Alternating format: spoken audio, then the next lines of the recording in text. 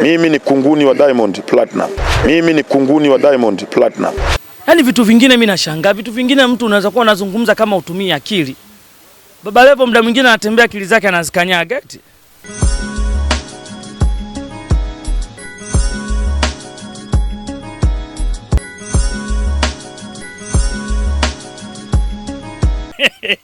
Ndege mchezo wewe. Ndege mchezo. Ndege za makampuni, private jet za makampuni. Ule mtoto wa wapi? Tandale. Mjanja yule. Pesa za foa hizi bwana. Foa imemlipa. Foa imebuma. Tumeingia mwezi wa Ramadhani hapa, foa imebuma. Jamaa anasema kwamba kwa sekunde moja anaingiza shilingi 6,000. Nilisikiliza ile interview. Sasa hebu jiulize. Wewe kabisa ni kijana wa Kitanzania. Unaishi yani mimi kwa sekunde 6,000 sio nini? Sasa nani aingizi hela? Watu wanapiga hela na wamekaa kimya. Si tumekuuliza. Unatuambia si unaingiza si 600 kwa sekunde. Hayo maisha yako. Pambana mwenyewe. Maisha yako hivyo. Weka wazi mafanikio. Ushemuona King anafanya hivyo? Mfalme mwenye mziki wake Tanzania hii. King. Lakini nasema kwamba unapokuwa unaweka wazi mafanikio unakuwa unawapa njia wale wengine ambao kidogo hawajafika level hizo. Kuna namna ya kuweka mafanikio yako, hatukatai. Umesikia? Lakini sio kuweka ile kwa kujiplaudi. Yule jamaa huwa anapenda sifa. Anapenda kujiplaudi. Umesikia?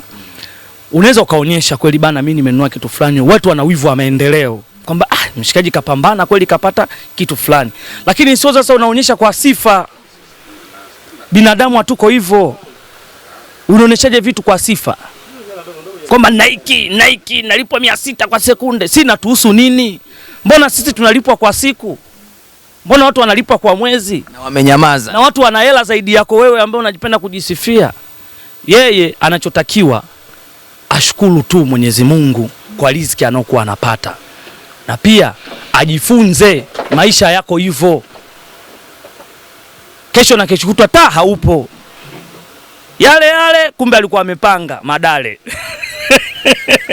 Mjengo sio wake. Ni madale. Kuishi kwa kuonyesha watu kwamba wewe ukoje kumbe una feki. Maisha ya kufeki sio mazuri. Watu wengi tumeona hapa walikuwa wana feki wamekufa hawana kitu. Na wasanii wengi ndo wanapendaga kuishi hivyo. Wanafeki afu mwisho wa siku umepotea hakuna kitu. Ndio maana nimesema yale kesho na kesho kutwa haupo. Madale nyumba sio yake. Kumbe alipanga. Na anadaiwa kodi ya miezi 6. Mwenye nyumba kachachalika. Anataka kulipa kodi yake. Sema unakuja na ndege. Hapa alisema anakuja na ndege. Kumbe ndege za mkopo watu wanazidi kudaiwa. Umewachia kesi. Hatari sana. Afu tunaweza kwa tunazungumzia ndege, bonge la ndege, labda jeti yenyewe hiyo. Umeona? Tukaona kama jeti labda anaiga za wasanii wenzao. Umeona labda jeti za kama za kina Cristiano Ronaldo. Tukajua jeti yenyewe hiyo. Sije zile jeti zimekaa kama mwewe hivi unazijua? Zio wanatembeaga watalii. Mara zinaanguka ovyo. Kwa hiyo inakuja ya mwewe au sio? Ngoja je tuone sije kaka hivi tunatambiwa jeti afu anakuja kale ka hivi kale. Wanaingia watu wawili. Jamaa akasema huenda kawa anakodisha yani vijana wanakodi nini wakina Harmonize watakuwa wanakodi wanaenda kupiga show Mwanza huko. Wewe jeshi ana hela wewe tusimzungumzie jeshi. Anasema ya biashara ndege hiyo. Ngoja nikwambie kitu. Ile ndege ya biashara, amesema ya biashara. Zile biashara ile ndege ni ya kampuni. Yaani kampuni ndio inafanya biashara. Wala sio yeye. Sio yeye, wewe wametumia jina lake. Wewe unajua ndege mchezo, blaza. Mama Dangote mwenyewe, yani mama mzazi wa Diamond Platinum anasema kwamba amependezwa kweli kweli na support ambayo mameneja wa Diamond Platinum wanaifanya ili kuhakikisha kwamba wanamblandi msanii wao. Sasa unajua kazi ya meneja. Meneja si kazi yake ni kutafuta michongo. Michongo ipi? Ili tuingize pesa. Tunafanyaje ili tuingize pesa? Milango iko wazi. Kwa hiyo hata kama mimi labda nataka nifanye kitu changu na mtafuta meneja yake nazungumza naye kinakuwa kama kitu chake mimi napiga hela. Umeona? Kwa hiyo mameneja wao kazi yao ni kutafuta michongo ili jamaa azidi kuishi vizuri aweze kupata pesa. Na jamaa mimi mimi kama simkubali sawa, lakini mafanikio jamaa anayo, hatukatai. Na anasapotiwa kweli kweli na mameneja wake. Umeona? Na anapata hela kweli kweli. jamaa yule. Lakini mimi kinachonikwaza ni kitu hiki tu. Kusema vitu vyake wakati sio vyake, lakini labda unakuta mkataba ndio unambana ili kionekane chake ili kifanye vizuri zaidi. Kwa sababu ule sio msanii, ule mfanyabiashara. Unajua kuna tofauti ya msanii na mfanyabiashara. Mfanyabiashara. Yule ametumia usanii wake ili ajulikane afu aanze kufanya biashara. Uone mangoma sasa hivi anabuma tu, akitoa ngoma hii na buma, akitoa hii matusi mingi, hamna kuelimisha jamii. Analalamika mwenyewe nyimbo imefungiwa ile. Ya ile mtasubiri. Haina maadili. Ile mtasubiri. Jamaa anasema kaonewa. Ameonewa wapi? Kaonewa wapi? Afu sasa hivi wasanii wengi, unajua sasa hivi BASATA wako serious. Sasa hivi makanisa hatutaki kuyatumia vile. Zile ni nyumba za ibada. Unaenda kushutia mtasubiri. Unaenda kushuta nitasubiri, mtu anatoka anaongea na mpenzi wake. Zile ni nyumba za ibada. Sasa hapo unaelimisha nini? Kwamba watu wao wanatoka wanaimbiana nitasubiri.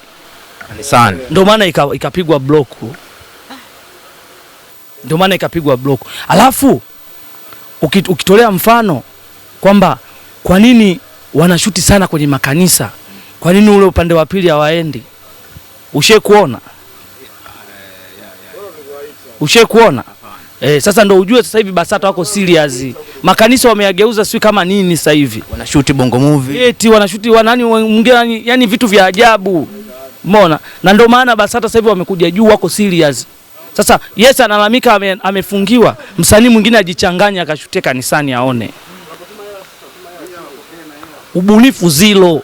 Anaanza kulalamika, mbona wengine walishaga shoot wanaposti nyimbo. Nimeona kwenye kurasa zao. Umeona? Wameshoot movie. Msanii wake ameposti nyimbo ile. Umeona? Ameposti sui movie, sui nini. Kumbe na wao wamekopi sasa. Wanaiga yani. Mbona fulani alishutia kanisani? Na sisi tuige. Kwamba na sisi tuimbe kama walivyoimbaga wakina Bana Zolo kwenye ile nyimbo yao.